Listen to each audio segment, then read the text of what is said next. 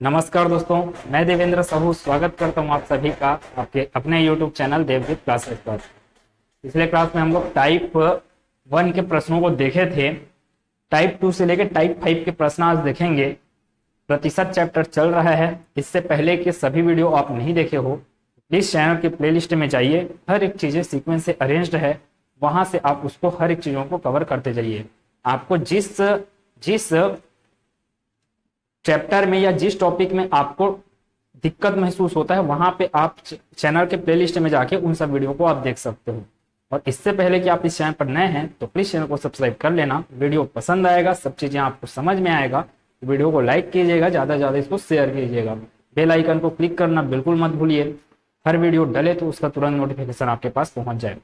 मेरी कोशिश ये रहेगी हमेशा के लिए कि फार्मूले वगैरह में नहीं जाएंगे, कॉन्सेप्ट पे जाएंगे। कॉन्सेप्ट के आधार पे ही प्रश्नों को सॉल्व करेंगे। प्रतिशत आप पढ़ोगे तभी आप साधारण ब्याज अच्छे से पढ़ पाओगे, तभी आप लाभ हानि क्रय विक्रय मूल्य को अच्छे से समझ सकते हो। ठीक है, क्लास स्टार्ट करते हैं टाइप 2 के प्रश्नों से। टाइप 2 का पहला प्रश्न क्या लिखा हुआ है? किसी संख्या का, ठीक है, टाइप 2 का कौन सा प्रश्न है? पहला प्रश्न, किसी संख्या का 25% 20 है तो उस संख्या का 40% कितना होगा? बहुत सरल प्रश्न है। ऐसी आपके एग्जाम में आ सकते हैं प्रश्न। देखो क्या बोला गया है, 25% क्या है? 20 है। किसी संख्या का 25% क्या है? 20 है। तो 25% बराबर क्या हो गया? 20। उस संख्या का 40% कितना होगा? अब ध्यान दीजिए, मैं डायरेक्ट बता रहा हूं ना, आप इसको बेसिक से कैसे सॉल्व करोगे उसको भी बताऊंगा मैं। 25% बराबर कितना है? 20। तो आपको वो पूछ रहा है 40% कितना होगा। अब 25 को मेरे को क्या बनाना है? 40 बनाना है। तो मैं क्या करूंगा, 25 में गुना कर दिया मैं 40/25 का, है ना। इस 25 में कितना गुना कर दिया? 40/25 का। तो ये 25 और ये 25 कैंसल आउट हो जाएंगे, तो मेरे को मिल जाएगा 40% करके। अब गणित का नियम ये बोलता है कि बराबर के एक पक्ष में आप जिस संख्या का गुना किए हो या भाग किए हो, उतना ही आपको क्या करना पड़ता है? बराबर के उस तरफ भी करना पड़ता है। तो इधर कितना आ जाएगा? 20 गुना किसका किए हो आप? 40/25 का। तो आंसर क्या आएगा? ये 25 और ये 25 तो कैंसल आउट हो गए, बचा क्या? 40%। अब ये कितना बन जाएगा आपका? 5 से अगर भाग देते हो तो 5 पंचे 25, 5 चौक 20, 5 एकम 5, 5 अट्ठे 40। तो 8 को गुना 4 से 8 चौक 32। प्रश्न का उत्तर झटाक से आपके पास आंसर हाजिर है। क्या किया? 25% बराबर आपको तो प्रश्न में दिया था, आपको चाहिए 40%। 40 कैसे आएगा? तो आप गुना कीजिए 40/25 का। 40/25 का एक तरफ नहीं हो सकता, दोनों तरफ होता है, गणित का नियम है। तो फिर दोनों तरफ में 40/25 का गुना कर दिया। इधर आपको 40% मिल गया, बराबर इधर कितना मिला आपको? 32 मिल गया। आपको प्रश्न में यही पूछा गया था कि 40% का मान कितना है। ठीक है, ये अपना आंसर हो गया, ऑप्शन नंबर सी। अगर इसको बेसिक से आप बनाते तो कैसे बनाते? किसी संख्या का 25% 20 है, माना वह संख्या x है, ऐसे करके आप बनाते बैठे रहते। फिर क्या चीज है? माना वह संख्या x है, x का कितना प्रतिशत? 25% कितना है? 20 है। मतलब इतने का वैल्यू कितना है बोल रहे हैं? 20। तो यहां से आप क्या करते? फिर x का मान निकालते। x का मान निकालते तो ये कितना हो जाता? 25 से कम 25, 25 चौक 100, 4 का गुना उधर 20 के साथ होता तो 20 चौक 80, ये निकल गया x का मान। अब क्या करते? उस संख्या का 40% कितना होगा? तो वह संख्या तो आपको मिल गया, वह संख्या कितना है? 80 है ना।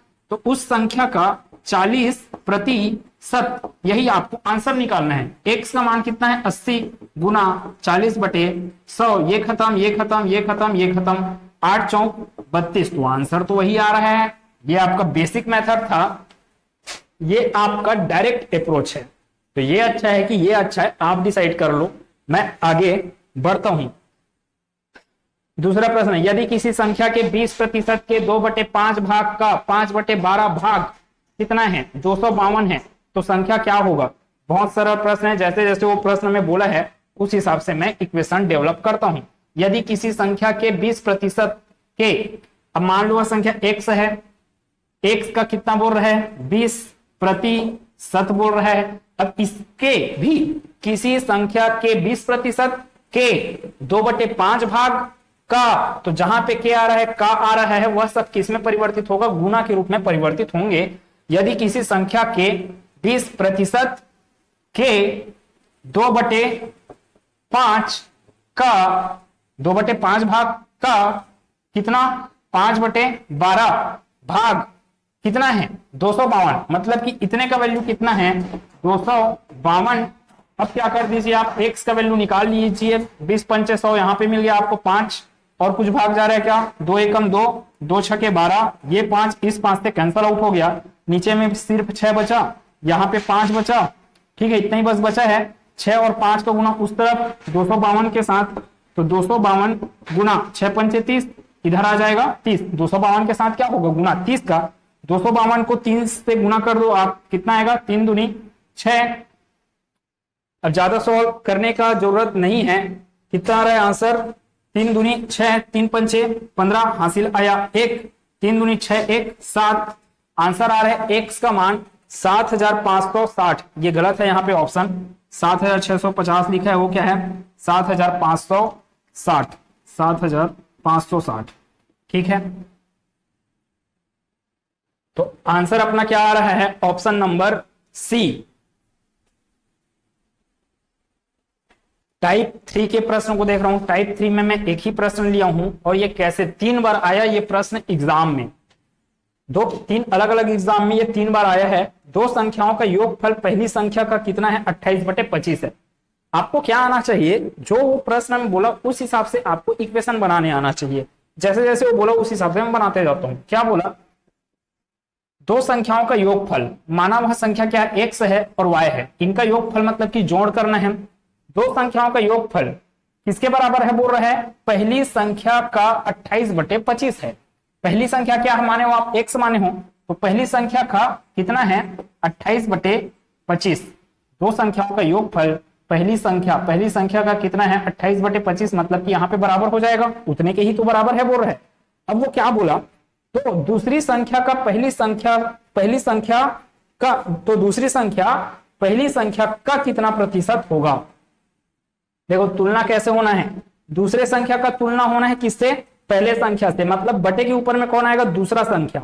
दूसरा संख्या आप क्या मान के रखे हुए हो, y को, ठीक है। पहला संख्या क्या है, फिर यहाँ पे x है, तो आपको मान किसका निकालना है, y/x का, y/x का मान निकालना है, लेकिन किसके रूप में, प्रतिशत के रूप में। इसलिए लास्ट टर्म मेरे को क्या करना पड़ेगा, 100 का गुना करना पड़ेगा, y/x निकालूंगा मैं, और लास्ट टर्म किसका गुना करना पड़ेगा 100 का, तो मेरे पास प्रतिशत मिल जाएगा। अब कैसे निकलेगा, कुछ नहीं है, इस 25 का गुना इधर तिर्यक गुना कीजिए, कितना आएगा 25x प्लस 25y बराबर मिल जाएगा आपको 28x, ठीक है।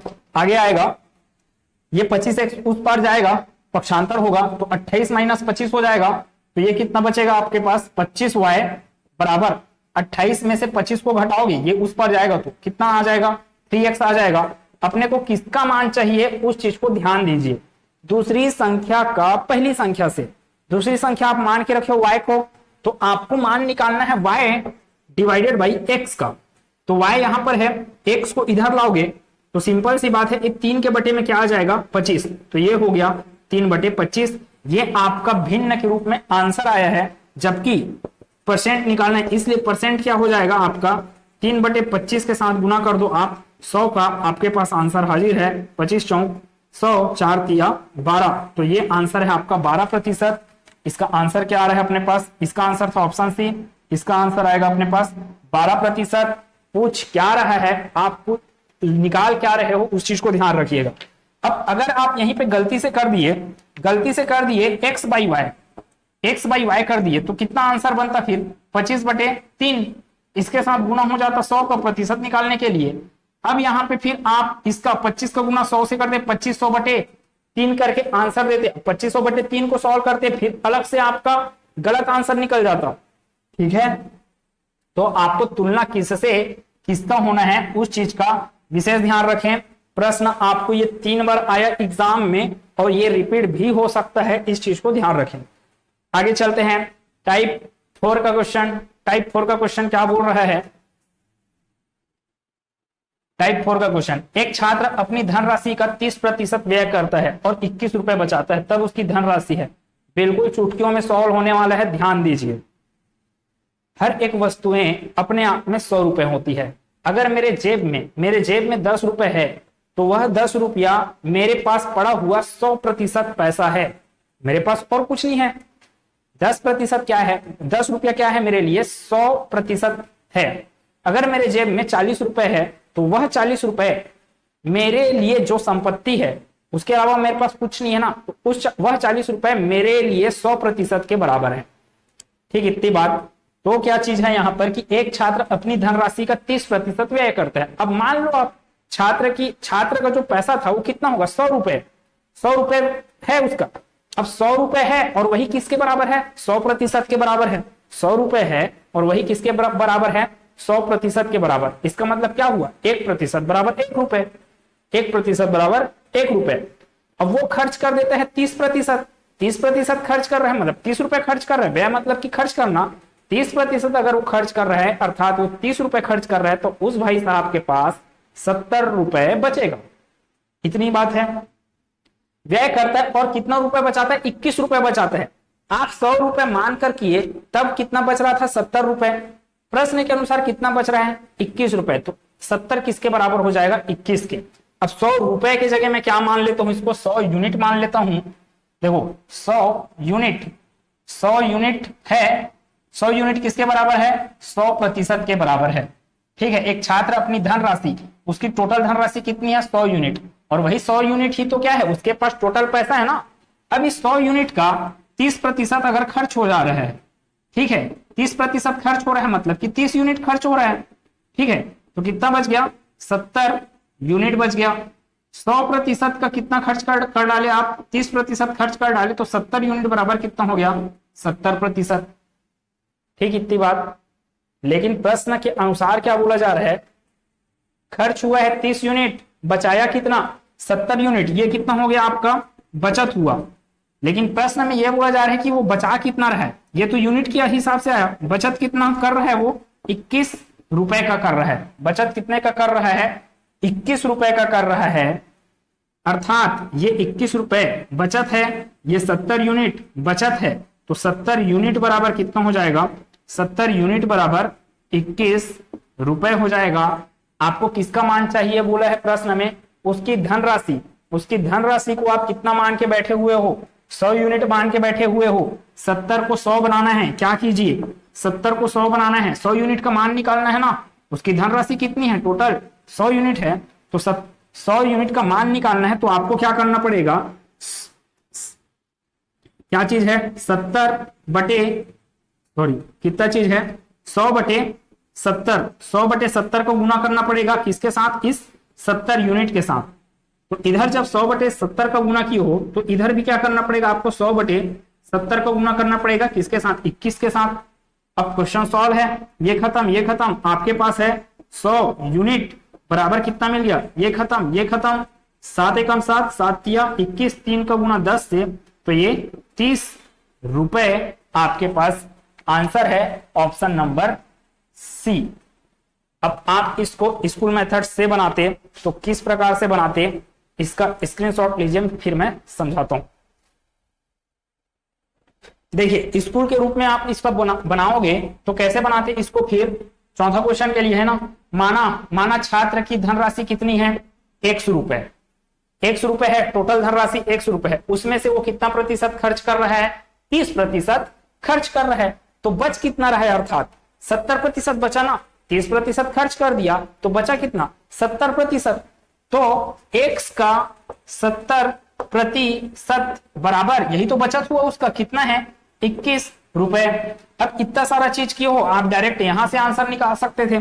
कैसे आएगा ये, x equal to 21 into 100 divided by 70, ये खत्म, 7 तिया 21, 3 दहम 30, 30 रुपए x का वैल्यू निकल गया। सॉल्यूशन देख सकते हो, ये छोटा है, ये बड़ा आ रहा है आपका। इसमें मेरे को समझाने की जरूरत ज्यादा पड़ा है, जबकि दोनों मेथड आपके लिए काम की हैं, क्योंकि ये वाला जो है ये आपका पूरा प्रतिशत में भी काम आएगा, यूनिट वाला सिस्टम। ये आपका टाइम एंड वर्क वाले में भी काम आता है, ब्याज में भी काम आएगा, ब्याज खासकर चक्रवृद्धि ब्याज में काम आता है, और क्या है, लाभ हानि में काम आएगा। ठीक है, तो स्क्रीनशॉट लीजिए, आगे मैं बढ़ता हूं।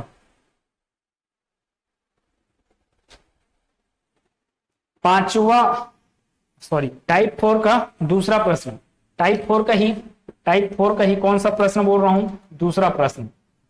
क्या बोल रहा है, यदि किसी स्कूल में 60% छात्र क्या हैं, बालक हैं, तथा छात्राओं की संख्या कितना है, 812। फिर वही बात, स्कूल में जितने स्टूडेंट होंगे लड़के लड़की मिला के, वो सभी क्या है, अपने आप में 100%। उस 100% में 60% क्या है, बालक हैं, मतलब कि लड़के हैं। तो बचा कितना प्रतिशत, 40%। 40% कौन हो जाएंगी, लड़कियां, और वो लड़कियों की संख्या कितनी है यहाँ पे, 812, अर्थात 40% बराबर कितना आ जाएगा, 812। ठीक है, अपने को मान किसका निकालना है, बालकों की संख्या का। बालकों की संख्या कितना है, 60%। आप 40% बराबर 812 रखिए, 40% को क्या बनाइए, 60%, और डायरेक्ट आंसर पा जाइए। जैसे कि क्या, यदि किसी स्कूल में 60% छात्र क्या है, बालक हैं, तो सिंपल सी बात है, कितना प्रतिशत बच गया, फिर 40%। 40% क्या हो जाएंगे, बालिकाएं हो जाएंगी, मतलब कि छात्राएं हो जाएंगी, और छात्राओं की संख्या ही क्या दिया गया है, इन 40% के बराबर ही 812। अब इस 40% को आपको क्या बनाना है, 60%। क्यों बनाना है, क्योंकि बालकों की संख्या कितनी है, बालकों का प्रतिशत कितना है, 60%। 60% का मैं मान निकाल लूंगा तो मेरे को समझ में आ जाएगा कि बालकों की संख्या कितनी है। ठीक है, एग्जाम में कुछ भी पूछा जा सकता है, वो बालक का संख्या ना पूछ के वो क्या कर देगा, पूरा का पूरा स्टूडेंट लोगों का संख्या। तो क्या करना पड़ेगा अपने को, फिलहाल इसके लिए 40% को क्या करना है, 60% लाना है। ठीक है, तो अपने को क्या करना पड़ेगा, 60/40 का गुना करना पड़ेगा, किसके साथ, 40% के साथ। जब इधर आप 60/40 का गुना किए हो, तो इधर भी क्या करना पड़ेगा आपको, 60/40 का गुना करना पड़ेगा, किसके साथ, 812 के साथ। आंसर कितना बन रहा है, ये 40 और ये 40 खत्म, इधर बच रहा है 60%। इधर क्या आ जाएगा, 0 और 0 कैंसल आउट, 2 दूनी 4, 2 तिया 6, और 2 से भाग दे दो इसको, 2 चौक 8, 2 शून्य 0, 2 छके 12। 3 का गुना 406 से, तो 400 तिया 1218 आ जाएगा आंसर। ठीक है, 1218 किसका संख्या आ गया, ये बालकों का संख्या आ गया। छात्राओं का संख्या आपको 812 दिया है। अगर वो बोलता टोटल स्टूडेंट के बारे में, बोलता तो कुछ नहीं करना है, इस 40% को आप क्या बनाते, 100%। टोटल स्टूडेंट कितने हैं, 100% है ना, तब आप क्या करते, फिर यहाँ पे 100/40 का गुना करते, 100/40 का गुना करते दोनों पक्षों में, फिर आपको डायरेक्ट आंसर मिल जाता कि क्या चीज का, टोटल स्टूडेंट कितने हैं। ठीक, इतनी बात। 5वें टाइप के लिए सॉल्यूशन देखते हैं, और ये बहुत बेहतरीन टाइप है, और यहाँ पे फार्मूला लगा के आपको समझाया जाता है। मैं बोलूंगा फार्मूला वगैरह मत लगाइए आप। क्या क्या चीज है 5वें प्रश्न के लिए, सॉरी 5वें टाइप के पहले प्रश्न। 5वें टाइप का पहला प्रश्न क्या बोला, अमित का वेतन अशोक के वेतन से 30% अधिक है। मैं अगर 100 रुपए कमा रहा हूं और आप मेरे से 30% अधिक कमा रहे हो, बोलूंगा मैं, इसका मतलब यह है कि आप 130 रुपए कमा रहे हो। ठीक, इतनी बात। मैं 100 रुपए कमा रहा हूं, या बोलूं मैं 100 यूनिट कमा रहा हूं, तो आप कितना कमा रहे होगे, 30% अधिक कमा रहे हो, तो आप कमा रहे होगे 130 यूनिट। अगर आप 30% कम कमा रहे हो, इसका मतलब यह है कि आप 70 यूनिट कमा रहे हो, जबकि मैं कमा रहा हूं 100 यूनिट। ठीक है, तो बेस का काम किसको करवाना है, अमित का वेतन किसके वेतन से, अशोक के वेतन से। तो अशोक का वेतन को आप क्या मान लीजिए, अशोक का वेतन को मान लीजिए आप क्या, 100 यूनिट। ठीक है, 100 यूनिट मतलब 100 रुपए भी मान सकते हो वेतन। अशोक का वेतन किससे, सॉरी अमित का वेतन, ये अशोक है, ये अशोक हो गया। फिर इधर आ रहा है अमित, अमित का वेतन कितना हो जाएगा फिर 130 यूनिट, है ना। तो अशोक का वेतन अमित से कितना प्रतिशत कम है, अशोक का वेतन 100 रुपए है, मतलब 100 यूनिट है, या फिर रुपए में भी कर सकते हो इसको, 100 यूनिट इसका है, अमित का 130 यूनिट। अशोक का वेतन अमित के वेतन से कितना कम दिख रहा है, 30 यूनिट। देखो प्रश्न में बोला क्या हो, अशोक का वेतन अमित से कितना प्रतिशत कम है बोला है। ध्यान दीजिए, यहां पर बोला कितना प्रतिशत कम है, तो कितना यूनिट कम होते दिख रहा है आपको, 30 यूनिट। तो वही 30 यूनिट ही तो कम हुआ, प्रतिशत के रूप में सॉल्व करना है। तो यहाँ पे क्या आ जाएगा, 30 यूनिट बटे कितना कम है, किसकी तुलना में कम है, इस 130 की तुलना में। इसी अमित से ही तो तुलना करोगे ना, इस रुपए को, 30 यूनिट को अमित के रुपए से तुलना करोगे, इसलिए 30 बटे 130 परसेंटेज में चेंज करने, इसलिए यहाँ पे 100 ये खत्म। इससे कितना आ जाएगा आंसर, 300 बटे 13 सॉल्व किया जाए इसको, ये प्रतिशत में आ गया ना सब चीजें। अब 300 बटे 13, तो 13 दूनी 26 हासिल आया 4, प्लस शेष बच गया अपने पास 4, 13 दूनी 26, 4 और 0 40, तो 13 तिया 39, 23% वाला कौन सा है ऑप्शन, ऑप्शन नंबर बी। आगे मेरे को सॉल्व करने की जरूरत नहीं पड़ा, ऑप्शन नंबर बी ही सही होगा। ध्यान दीजिए क्या बोला, मैं एक बार फिर से दोहरा रहा हूं।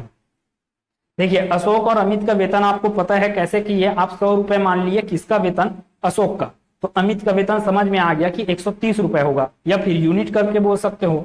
100 130 के बीच में डिफरेंस कितना है, 30 यूनिट का, अर्थात अशोक 30 रुपए कम कमा रहा है किससे, अमित से।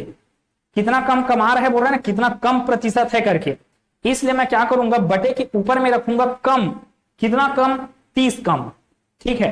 और बटे के नीचे में किसको रखूंगा, इस 100 को नहीं रखूंगा, अशोक के वेतन कितना कम हुआ है उसका तुलना किससे कर रहे हो आप, अमित के वेतन से, इसलिए तुलना जिससे कर रहे हो आप उसको कहां पे रखोगे, बटे में रखोगे, इसलिए 130 आया। अब ध्यान दीजिए, मान लो प्रश्न सेम टू सेम है, बस आपको यह बोलेगा अशोक का वेतन अमित का कितना प्रतिशत है, अशोक का वेतन अमित का कितना प्रतिशत है। तो अशोक का वेतन दिख रहा है 100 यूनिट, अमित का दिख रहा है 130 यूनिट, तो अशोक का वेतन 100 बटे अमित का वेतन 130, तो 100 बटे 130 गुना कर देते आप 100 से, आपको प्रतिशत मिल जाता, ठीक है। अगर प्रश्न में बोलता अमित का वेतन अशोक का कितना प्रतिशत है, अमित का वेतन अशोक का कितना प्रतिशत है, मतलब आप अमित के वेतन की तुलना कर रहे हो अशोक से, तो अमित का वेतन ऊपर में रहेगा, अशोक का वेतन नीचे में रहेगा, गुना करके लिखते आप 100%, तो आपके पास फिर से आंसर आ जाता जो अभी मैं प्रश्न बोला, 130% आंसर होता। अब इस आधार पे आप इस दूसरे प्रश्न का आंसर कमेंट में दीजिए, ठीक है। तो मिलते हैं अगले क्लास में, जहां पे आपके शिक्षक भर्ती वाला जो सिलेबस दिया है, जनसंख्या वृद्धि या जनसंख्या में कमी, उससे संबंधित प्रश्नों को करेंगे। खुश रहिए, मस्त रहिए, चिंता मुक्त होकर पढ़ते रहिए। धन्यवाद।